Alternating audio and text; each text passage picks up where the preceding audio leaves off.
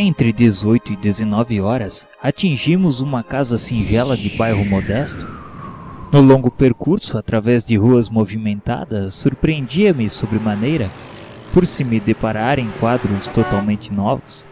Identificava agora a presença de muitos desencarnados de ordem inferior, seguindo os passos de transeuntes vários ou colados a eles em abraço singular. Muitos dependuravam-se a veículos, contemplavam-nos outros das sacadas distantes.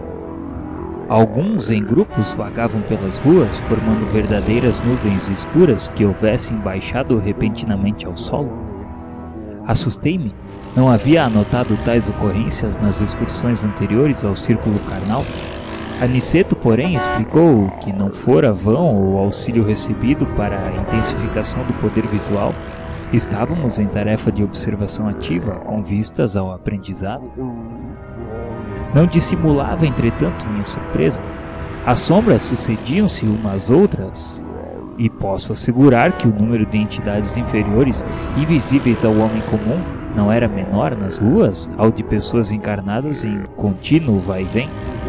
Não havia ali a serenidade dos ambientes de nosso lar, nem a calma relativa do posto de socorro de Campo da Paz. Receios imprevistos instalavam-me na alma. Desagradáveis choques íntimos assaltavam meu coração, sem que lhes pudesse localizar a procedência. Tinha a impressão nítida de havermos mergulhado num oceano de vibrações muito diferente e onde respirávamos com certa dificuldade. Nosso instrutor esclarecia que, com o tempo, seriam dilatados nossos poderes de resistência e que as penosas sensações experimentadas obedeciam à circunstância de ser aquela a primeira vez que descíamos ao ambiente da crosta em serviço de análise mais intenso. Recomendava-nos bom ânimo e, sobretudo, a conservação da fortaleza mental ante quaisquer quadros menos estimáveis que nos defrontassem de imprevisto. A eficiência do auxílio, exclamava ele, necessita a educação persistente. Não seria possível ajudar alguém prendendo-nos a fraquezas de qualquer espécie? Os conselhos de Aniceto calmavam-nos a alma surpreendida e inquieta, e eu tudo fazia no íntimo para ajustar-me aos alvitres do bondoso orientador, mesmo porque asseverava ele que diversos companheiros adiavam nobres realizações em virtude das manifestações de injustificável receio. Aquela residência de aspecto tão humilde que alcançávamos agora proporcionava-me cariciosa impressão de conforto. Estava lindamente iluminada por clarões espirituais que recordavam precisamente nossa cidade tão distante. Fundamente surpreendido, reparei que o nosso orientador se detivera.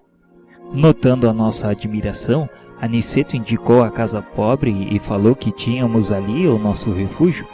Era uma oficina que representava o nosso lar. Profundo assombro empolgou meu íntimo, mas não tive ensejo para indagações. Precisava seguir um instrutor que tomara a direção da casa pequenina. Aproximamo-nos do jardim que rodeava a construção muito simples e, estupefado, observei que numerosos companheiros espirituais assomavam à janela, saudando-nos alegremente. O que significava tudo aquilo? De outras vezes visitara minha cidade e meu antigo lar, mas nunca vira tal coisa. Aniceto compreendeu-me a perplexidade e explicou que os irmãos que nos saúdam são trabalhadores espirituais que se abrigam nessa tenda de amor.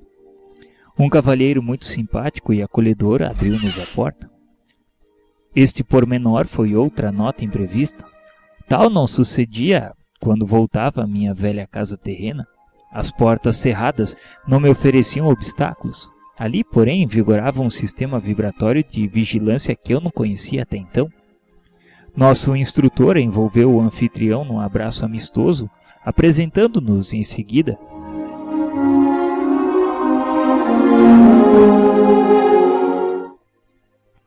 Aqui, meu caro Isidoro, são nossos amigos Vicente e André, novos cooperadores de serviço em nosso lar.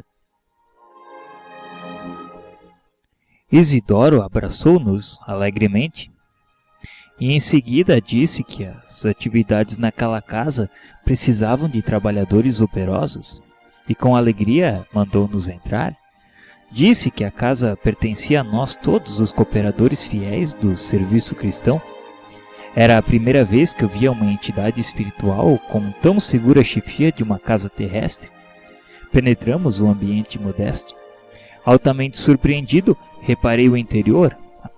A paisagem material mostrava alguns móveis singelos, velhos quadros a óleo nas paredes alvas, velha máquina de costura movimentada por uma jovem aparentando 16 anos, um rapazote de 12 anos presumíveis, atento a cadernetas de exercício escolar, 3 crianças de 9, 7 e 5 anos aproximadamente, e como figura central do grupo doméstico, uma senhora de 40 anos mais ou menos, tricoteando uma blusa. Notei, porém, que da fronte, do tórax, do olhar e das mãos dessa senhora irradiava-se luz incessante que me não permitia sofrear minhas expressões admirativas. Aniceto designou-a respeitoso e falou: Temos aqui a nossa irmã Isabel. Para os olhos humanos, ela é a viúva de Isidoro, mas para nós é uma servidora leal nas atividades da fé. Reparei que Dona Isabel parecia, de algum modo, registrar a nossa presença, acusando certa surpresa no olhar, mas Aniceto adiantou-se, esclarecendo: Nossa amiga é senhora de grande vidência psíquica, mas os benfeitores que nos orientam os esforços recomendam não se lhe permita a visão total do que se passa em torno de suas faculdades mediúnicas. O conhecimento exato da paisagem espiritual em que vive talvez lhe prejudicasse a tranquilidade.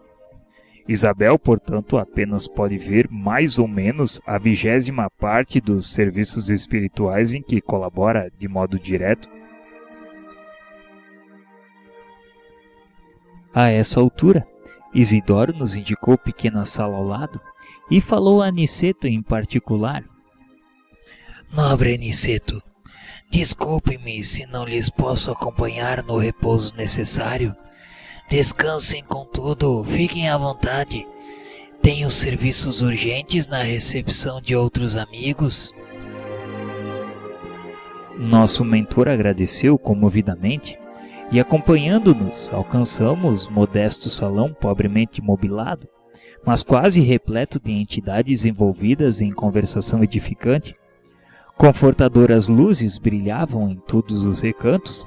Havia ali um velho relógio, tosca mesa de grandes proporções, uma dúzia de cadeiras e alguns bancos rústicos. A claridade espiritual reinante, todavia, era de maravilhoso efeito. Muita gente esclarecida e generosa do plano invisível aos humanos aí se reunia. Aniceto cumprimentou os grupos que lhe eram mais íntimos de modo especial e apresentou-nos com a bondade de sempre. Sentindo-nos a admiração, esclareceu, quando nos vimos mais a sós num canto do salão: Estamos numa oficina de nosso lar. Isidoro e Isabel edificaram-na num ato de heroísmo e fé. Tendo saído de nossa cidade para essa tarefa vai para mais de 40 anos. Graças a Deus, ambos têm vencido galhardamente árduas provas e mantêm seus compromissos corajosamente em serviço na crosta. Há 3 anos voltou ele para nossa esfera, e contudo, graças ao altruísmo da esposa e aos vínculos de amor espiritual que conservam acima de todas as expressões físicas, continuam estreitamente unidos como no primeiro dia do reencontro na existência material. Dada essa circunstância invulgar, as autoridades de nosso lar concederam-lhe permissão para continuar nesta casa como esposo amigo, pai devotado, sentinela vigilante e trabalhador fiel. Sim, amigos, o acaso não define responsabilidades nem atende à construção séria. A edificação espiritual pede esforço e dedicação. Assim como os navios do mundo necessitam de âncoras firmes para atenderem eficientemente a sua tarefa nos portos, também nós precisamos de irmãos corajosos e abnegados que façam o papel de âncoras entre as criaturas encarnadas a fim de que, por elas, possam os grandes benfeitores da espiritualidade superior se fazerem sentir entre os homens ainda animalizados, ignorantes e infelizes.